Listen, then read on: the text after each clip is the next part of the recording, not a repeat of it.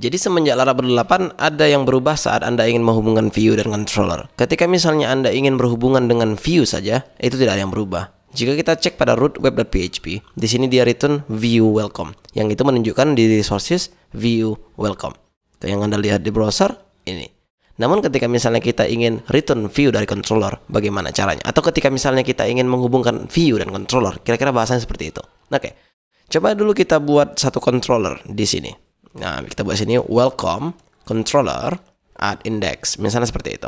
Dan tugas kita sekarang, kita harus membuat controller ini. Jika tidak, maka akan error. Coba dulu kita buat di sini make controller welcome controller. Nah, di sini basic kita return ke welcome aja. Public function index return welcome. Sekarang, jika kita refresh di browser, harusnya ini tetap sama.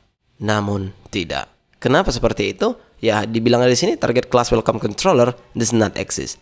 Jadi ada format yang berubah di sini ketika misalnya tidak tahu. Anda ingin target welcome controller atau Anda ingin memakai welcome controller pada root Anda, maka harus dipanggil full namespace-nya. Contohnya seperti ini. Kita buat di sini dulu array dan di sini kita buat class welcome class controller maksudnya. Kemudian parameter selanjutnya kita buat di sini index. Artinya kita menarget index method. Kita refresh di browser, harusnya ini berhasil. Namun tidak juga. Kenapa? Harus di use dulu dong ketika kita ingin menggunakan welcome controller ini, karena mereka tidak satu namespace. Dulunya kenapa bisa? Hanya karena pada root service provider yang ada di app, bukan di sini tapi di app provider, di sini ada root service provider. Dulunya di sini kan ada protected namespace app http controller. Namun sekarang tidak ada lagi dan sudah dihapusnya. Artinya sekarang kita harus memanggilnya langsung dari controllernya.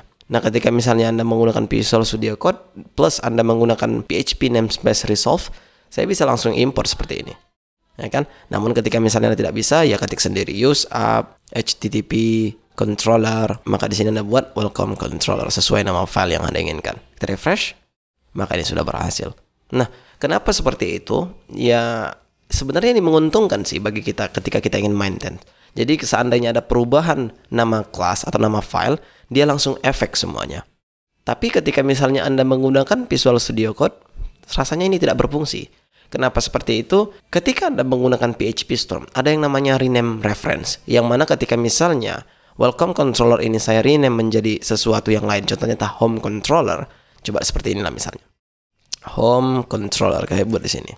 Harusnya ketika Anda menggunakan PHP Storm, kelasnya juga berubah, maka setiap file yang juga mereferensikan home atau welcome controller tadi juga akan berubah. Maka di sini harusnya menjadi home.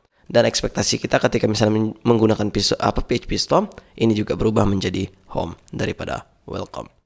Nah, tapi tetap aja tidak kita dapatkan ketika misalnya kita menggunakan Visual Studio Code.